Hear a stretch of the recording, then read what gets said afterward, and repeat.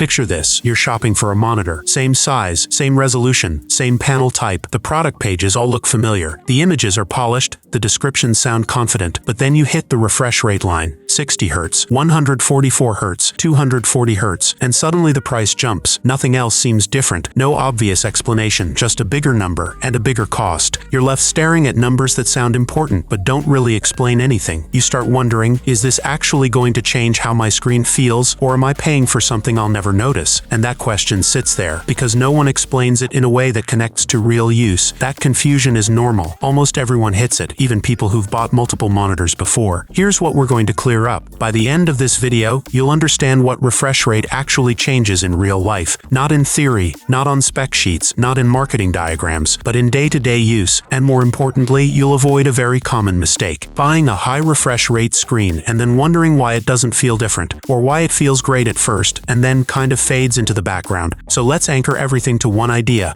Here's the thing. Refresh rate is just how often your screen redraws the image every second. That's it.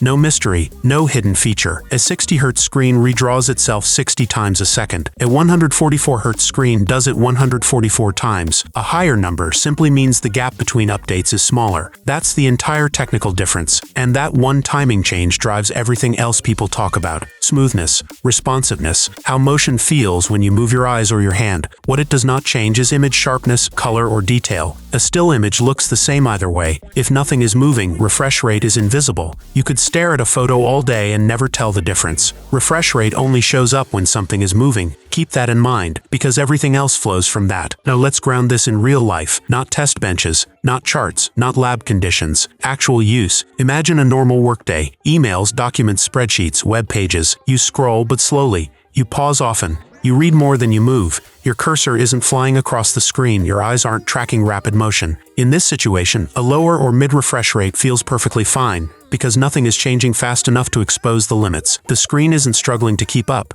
there's no rapid motion to smooth out. Higher refresh rates don't have much room to show their strengths here. Most of the time, you won't feel a difference at all. Not because higher refresh rates are useless, but because the task doesn't ask for more. Now imagine a coding session. Text-heavy screens, terminal windows, switching tabs, scrolling through logs or files. There is more motion here, but it's predictable, controlled. You know where you're going. Your hand moves with intention. This is where mid-refresh rates start to feel nicer. Scrolling feels a bit calmer, window movement looks cleaner, cursor tracking feels more natural, not dramatic, not life-changing, just smoother. But once again, the gains plateau. You're not constantly pushing motion limits. You're not flooding the screen with movement. Extreme refresh rates don't suddenly transform the experience. They don't make text clearer. They don't make thinking faster. They just quietly stop being noticeable. Now let's switch gears. You're editing video or animating or scrubbing through a timeline. You move fast, then stop, then move fast again. These bursts matter. In those moments, higher refresh rates become more noticeable. Scrubbing feels smoother. Motion follows your hand more closely. You see movement instead of jumps. But here's the key part. When you stop to inspect a frame, refresh rate disappears again. Static work doesn't benefit. Color correction doesn't benefit. Composition doesn't benefit. Only those short motion moments do. So the improvement is real. But it's situational. It shows up in between decisions, not during them. Now imagine constant motion, for example, when playing a video game. Rapid mouse movement, camera panning, visuals changing every second, no pauses, no still moments. This is where high refresh rates clearly shine. Because the screen updates so often, motion feels more connected to your input. The delay between your action and what you see shrinks. It's not about sharper images. It's not about prettier visuals. It's about timing. Your eyes are simply getting more frequent updates. And when motion never stops, that difference becomes obvious.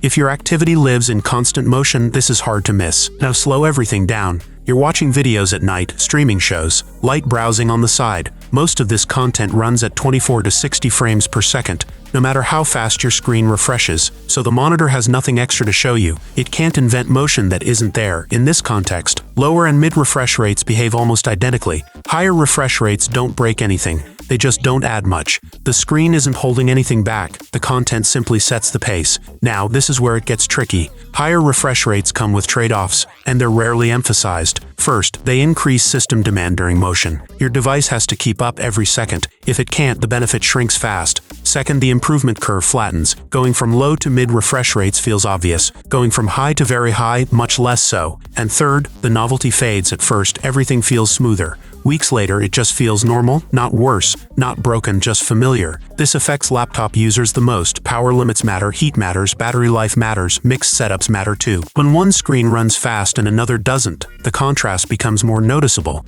not because one is bad, but because your eyes adapt. Now let's zoom out. Refresh rate itself doesn't wear out. A screen doesn't lose hertz over time, but your environment changes. Software starts assuming smoother motion, animations get more fluid, transitions speed up. If your system can't match that pace anymore, you feel it.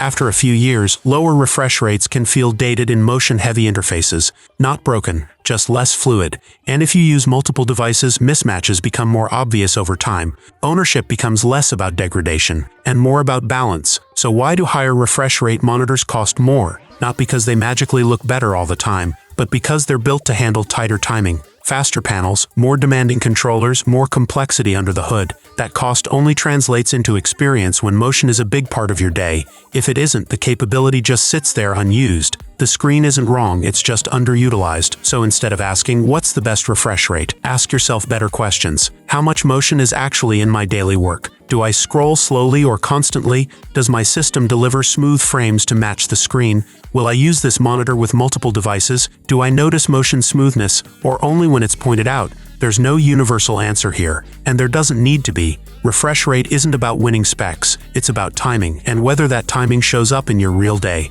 That's the framework. You decide from there.